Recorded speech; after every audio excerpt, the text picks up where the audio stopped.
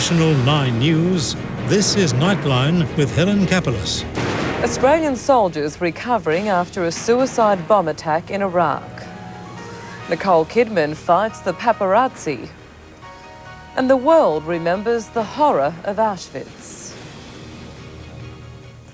Good evening. 2 of 6 Australian soldiers targeted in a suicide bomb attack in Baghdad are recovering in hospital after surgery for their injuries. Australians were caught up in 2 incidents as violence intensifies 3 days before Iraq's historic elections. It's the second attack on Australian soldiers serving in Iraq in as many weeks, and it's brought fresh calls for more to be done to protect them and our officials in Baghdad. The opposition has urged the fast-tracking of the Australian Embassy's move to safer ground inside the more protected green zone. 18 months is too long despite all their excuses. The embassy needs to be moved, and it's got to be moved sooner rather than later. Defence Minister Robert Hill says they're trying to relocate our officials, but there are problems finding contractors for the job. He also says the green zone is not immune from attack. Nowhere in Baghdad is absolutely safe. The 6 Australian soldiers were travelling in a light armoured vehicle when they were ambushed by a suicide bomber on the road to the international airport. We have 3 who are very slightly injured and have returned to work. I'm very happy with their progress. One of the soldiers is here with me and has shrapnel wounds and is walking around, is in good spirits, but does have some injuries that'll take a bit of care. And we have 2 who have undergone surgery. In a separate incident, snipers attacked Australian soldiers at their barracks near our embassy, but no one was injured. The Australian commander in Baghdad has again expressed confidence in his troops in the face of the worsening violence. Their equipment is the best we can find, their training is the best we can do, and they are doing everything possible to protect themselves and those they're here to protect. Meanwhile, American forces suffered the bloodiest day since the beginning of the conflict, with 31 servicemen killed when their helicopter crashed in bad weather. 6 more died in attacks by insurgents. Angela Tackett's reporting for Nightline.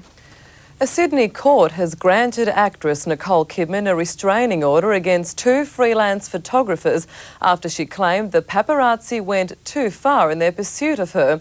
But Jamie Fawcett and Ben McDonald will fight the actor's claims.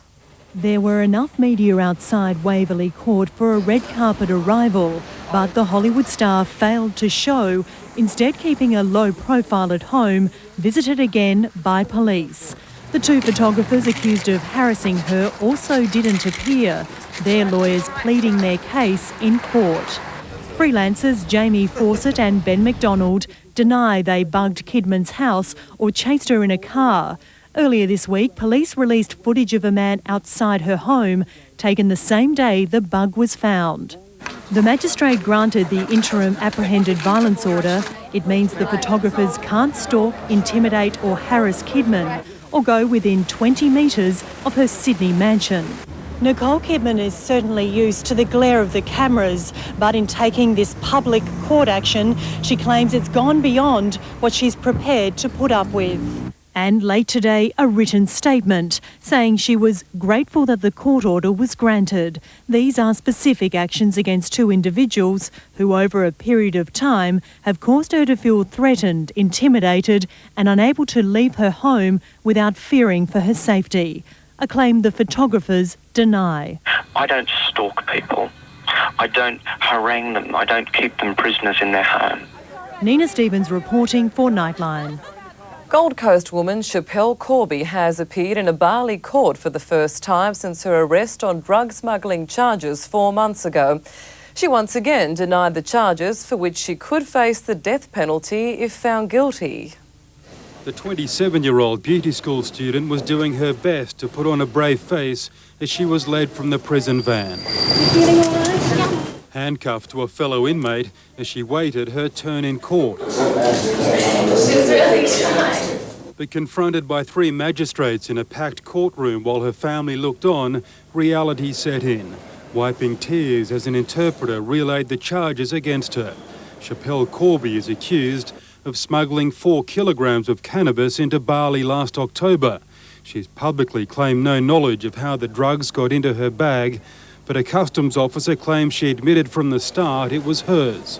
An allegation Corby's defence counsel insists is a lie or the result of confusion over the language barrier. All the way through, she had not admitted, she has said that she had never seen the content. It is not, how she got in the bag is not hers.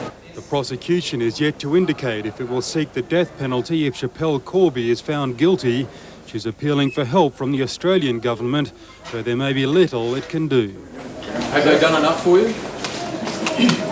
I'm here. The hearing's been adjourned for a week. Matt Dunstone for Nightline. An Australian man missing since a tourist boat capsized in Thailand earlier this week has been found dead. 22-year-old Nathan Zan is one of 15 victims now identified. His 23-year-old friend Zahim Buyan is among at least 12 people still missing. They were passengers on a crowded speedboat which had been returning to the island of Koh Samui from a party on a neighbouring island. Nathan Zan's family say they're not angry or bitter over the incident. A former Melbourne secondary teacher has pleaded guilty to having sexual threesomes with two of his female students. At today's pre-sentence hearing, the court heard 45-year-old Peter Carr took photographs of their activities and denied knowing one of the girls was a virgin. Peter Carr can only describe his case as surreal, but his reckless conduct amounts to an abuse of trust that carries significant jail terms. The court heard how the former teacher became enamoured of a 16-year-old student. He picked her up from school, made her bob down in the passenger floor footwell so that she was out of sight. The prosecutor said they had sex several times at his Springvale home, and he spoke to the 16-year-old about his desire to have sexual intercourse with two people at the same time. Another student became involved, this time a 15-year-old virgin. When asked if she wished to join in, she did, as she thought it was exciting to be asked to do so by her teacher. Carr recorded one of his liaisons on a webcam, which was sent to a male person. He also downloaded and emailed explicit photos to one of the girls. The court heard both girls wanted to show the photos to close friends. The teacher's conduct was exposed when another student alerted the headmaster. Carr's lawyer said the father of three, who had just separated from his wife, did not know that one of the girls was a virgin. Mr. Sheriff's acknowledged consent is not a defence, but said there's no evidence the conduct was predatory. Gabriella Rosito for Nightline.